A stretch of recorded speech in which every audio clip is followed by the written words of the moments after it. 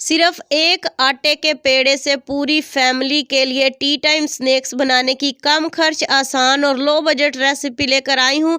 बहुत tasteful crispy बनकर तैयार होंगे। तो चलते हैं रेसिपी को बनाना स्टार्ट करते हैं। बिस्मिल्लाहिर्रहमानिर्रहीम, अस्सलामुअलैकुम। सबसे पहले यहाँ पे मैंने 2 कप आटा ले लिया है। आम गंदम का आटा जो हम घर में इस्तेमाल करते हैं वही आटा मैंने लिया है। तो इसमें जो है वो हमारा ज़्यादा खर्चा नहीं आएगा स्नैक्स को बनाने में। आटे को अच्छे से छान लेंगे एक बाउल के अंदर और फिर हम इसके अंदर शामिल करेंगे अजवाइन। ये डाइजेशन के लिए बहुत ही अच्छी होती है। अक्सर एक चीज़ खाने के बाद तली हुई तो उसी के डिकार आते रहते हैं, जिसकी वजह से जो है वो चीज़ अच्छे से हज़म नहीं होती। इसलिए आप इसमें अजवाइन ज़रूर डालें। 1 चुटकी के करीब नमक और 1 चम्मच भरकर इसमें मैंने घी डाल दिया। घी जैसे कि अब सर्दियाँ हैं तो मेल्ट नहीं होता, ये फ्रीज़ हुआ ही होता है। तो आप चाहें तो इसे हल्का सा गर्म करके भी डाल सकते हैं, लेकिन ऐसे भी डाल लें तो कोई प्रॉब्लम नहीं है। बस हाथों की मदद से जो है वो घी को अंदर मसल लें, अच्छे तरीके से आटे के साथ मिक्स कर लें। और फिर जो है वो अगर आपको लगे महसूस हो कि हाथों में ये घी जो है वो आना ख़त्म हो गया हो, यानी कि अच्छे से आटे के साथ मिक्स हो चुका है, तो फिर हम इसके अंदर जो है वो एक और चीज़ डालेंगे। यहाँ पे हम इसके अंदर डालने जा रहे हैं नीम गर्म पानी। जी हाँ, तो नीम गर्म पानी के साथ ही जो है वो हमने इसे गूंदना है। बहुत ज़्यादा गर्म भी नहीं होना चाहिए। सर्दियाँ हैं तो नीम गर्म पानी से गूंदने का ये फ़ायदा होगा कि ये बहुत जल्दी से जो है वो आटा हमारा सेट हो जाएगा। बहुत ज़्यादा देर के लिए इसे रेस्ट नहीं देनी पड़ेगी। तो आटे को जो है वो हमने थोड़ा थोड़ा पानी डालकर गूंदना है, क्योंकि हमने इसे ढीला नहीं गूंदना, हमें जो है वो थोड़ा सख्त आटा चाहिए। तो आप देख सकते हैं काफ़ी हद तक सख्त है, काफ़ी ज़ोर लगाने से जो है ये मसला जा रहा है। तो इसी तरह से जो है वो हमने इसकी मुक्की देनी है। पहले इसे अच्छे से मसल लेंगे हाथ की मदद से और फिर हम जो है वो इसकी मुक्की देंगे। तकरीबन 3 से 4 मुक्कियाँ जो है वो आपने देनी है। तो इससे जो है वो हमारे आटे के अंदर कोई भी जो है वो गुठलियाँ वगैरह होंगी वो सारी ख़त्म हो जाएंगी और बहुत ही अच्छा जो है वो हमारा आटा लगेगा। यकीन जाने ये इतने कम खर्च स्नैक्स हैं। अगर आपके मेहमान आ रहे हो या अपने फैमिली के लिए बनाने हो, पार्टी टाइम के लिए बनाने हो, बर्थडे पार्टी के लिए, तो ये परफेक्ट स्नैक्स हैं। आप इन्हें बना सकते हैं, बच्चों के लिए, बड़ों के लिए, सभी को बहुत पसंद आएंगे। आटे को गूंदने के बाद ऊपर पानी वाला हाथ लगाकर जो है वो हम इसे साइड पर रख देंगे। और अब हम नेक्स्ट स्टेप की तरफ चलेंगे। वो ये है कि यहाँ पे हमने 1 अदद पैन चूल्हे पर चढ़ा देना है मीडियम टू लो फ्लेम पर। इसके अंदर 2 से 3 चम्मच घी डालकर अच्छे से गर्म करने के बाद इसमें प्याज शामिल कर देनी है, 1 अदद दरमियाने साइज़ की बारीक कटी हुई। तो यहाँ पे स्टफिंग हम पकाकर इस्तेमाल करेंगे। इससे जो है वो स्नैक्स का टेस्ट और भी ज़्यादा यूनिक और ज़बरदस्त आएगा। यहाँ पे प्याज को हल्का सा फ्राई करेंगे और यहाँ पे इसके अंदर शामिल करने जा रही हूँ मैं आधा चम्मच इसमें जाएगा लहसुन का पाउडर और आधा चम्मच ही हम इसमें डालेंगे अदरक का पाउडर। अगर आपके पास पाउडर अवेलेबल नहीं है तो आप अदरक लहसुन का पेस्ट भी जो है वो 1 चम्मच डाल सकते हैं। इसे डालकर हल्का सा मिक्स करेंगे और अब हम इसके अंदर शामिल करेंगे यहाँ पे 1 अदद दरमियाने साइज़ का टमाटर था और 2 अदद छोटे साइज़ की मिर्चें मैंने लेकर हरी इन्हें काट कर शामिल कर दिया है। इन्हें भी जो है वो साथ ही फ्राई कर लेंगे। बिल्कुल आधे से भी थोड़ा कम मेरे पास गाजर का पीस था, वो मैंने इसमें डाल दिया है कद्दूकश करके। इससे भी बहुत ही ज़बरदस्त सा टेस्ट आएगा। अगर आपके पास अवेलेबल है तो ज़रूर डालें। आधा चम्मच इसमें नमक और आधा चम्मच लाल मिर्च पाउडर, 1-2 चुटकी के करीब हल्दी डाल लेंगे। स्पाइसेस आप अपने टेस्ट के मुताबिक कम ज़्यादा कर सकते हैं। इन्हें मेंशन करना मैं अक्सर ज़रूरी नहीं समझती, क्योंकि हर कोई जो है वो जब डो बनाता है, स्टफिंग बनाता है, तो वो अपने हिसाब से ही बनाता है। जस्ट मेथड आपको आना चाहिए बनाने का।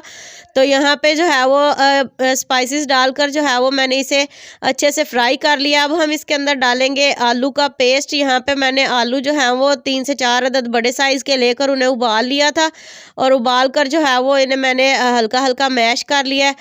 बहुत ज़्यादा भी आपने मैश नहीं करना, थोड़ा सा क्रंची है, इन्हें आलूओं को रहने देना है। तो यहाँ पे आलू शामिल करने के बाद इसके साथ मैंने आधा कप दूध शामिल किया। ये दूध वाली स्टफिंग जो होती है ना, इससे टेस्ट जो है वो और भी यूनिक और ज़बरदस्त सा आता है। बहुत टेस्टफुल बनकर तैयार होती है ये स्टफिंग। अगर आप समोसे बना रहे हो या कचौड़ियाँ बना रहे हो तो यकीन जाने ये दूध वाली स्टफिंग जो है बहुत ही टेस्टफुल रहती है। आप कभी ज़रूर ट्राई करिएगा इसे बनाना।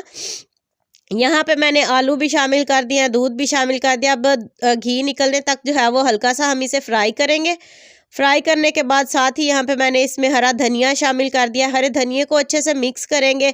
मिक्स करने के बाद जो है वो आँच यहाँ पे मैंने नीचे बंद कर दिया है। अब हम इसे जो है वो अलग बर्तन में निकाल लें या फिर इसी पैन के अंदर ठंडा होने के लिए छोड़ देंगे। तो चलते हैं हमारे नेक्स्ट स्टेप की तरफ। यहाँ पे आटा हमारा अच्छे से सेट हो चुका है और इसके जो है वो हम 2 अदद पेड़े बना लेंगे इक्वल साइज़ के। एक पेड़ा मैंने ले लिया और पहले हम जैसे आम रोटी बनाने के लिए जो है वो पेड़े को हल्का सा हाथ की मदद से जो है वो सेट करते हैं, वैसे कर लेंगे। ये आप देख सकते हैं काफ़ी सख्त आटा मैंने लगाया था और जिसकी वजह से ये थोड़ी सी मेहनत आपको ज़्यादा करनी पड़ेगी। तो यहाँ पे जो है वो आटे को बेलना आपने शुरू कर देना है और बिल्कुल गोल प्यारी सी एक रोटी तैयार कर लेनी है। जितने भी आपको साइज़ पसंद है उस साइज़ में। तो यहाँ पे मैंने बहुत बड़ी नहीं बेली ना बहुत छोटी। तो यहाँ रोटी बेल कर दरमियान में किसी भी चीज़ का आप दरमियान में छोटा सा ढक्कन रख लें, फीडर का कैप रख लें या कोई भी ढक्कन आप डिब्बे का इस्तेमाल कर लें। छोटे साइज़ का होना चाहिए।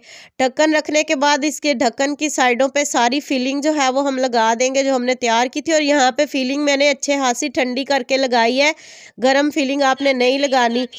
फिलिंग लगाने के बाद दरमियान में से ढक्कन को हटा देंगे और किसी भी कटर या नाइफ की मदद से जो है वो हम इनकी कटिंग करेंगे। बिल्कुल इक्वल साइज़ में आपने इनकी कटिंग कर लेनी है। तकरीबन एक पेड़े में से 8 भी बन सकते हैं, 10 भी बन सकते हैं, 12 भी बन सकते हैं। जितने साइज़ में आपको पसंद हो आप उतने साइज़ में इनकी कटिंग कर लें।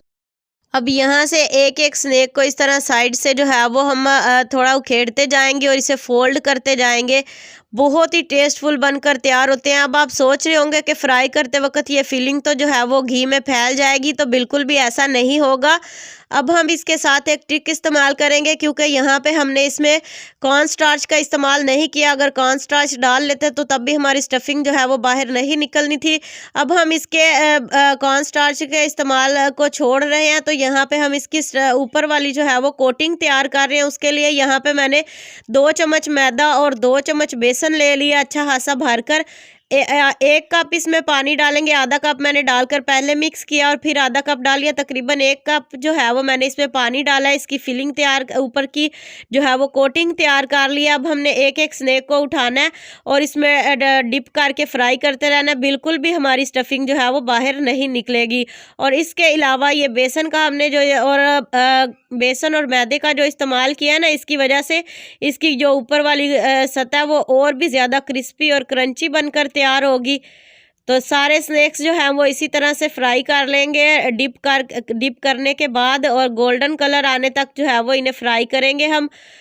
आंच को आपने मीडियम टू लो रखना है। इसी से हमारे स्नैक्स अंदर तक क्रिस्पी बनेंगे, नहीं तो ये ऊपर से तो कलर आ जाएगा लेकिन अंदर से कच्चे रह जाएंगे। तो देखें आटे से भी कितने ज़बरदस्त कम खर्च आसान जो है वो स्नैक्स बन सकते हैं। ढेर सारे मैंने बनाकर तैयार किए हैं। उम्मीद करती हूँ आपको आज की आसान सी वीडियो पसंद आई होगी। वीडियो अच्छी लगी हो तो लाइक करें। इसी तरह की मज़ीद अच्छी वीडियोस के लिए, लो बजट रेसिपीज़ के लिए चैनल को ज़रूर सब्सक्राइब कर लें। नेक्स्ट वीडियो तक के लिए आयशा सुहेल को दीजिए इजाज़त। दुआओं में याद रखिएगा अपना और अपने प्यारों का ढेर सारा ख्याल रखिएगा। अल्लाह हाफिज़।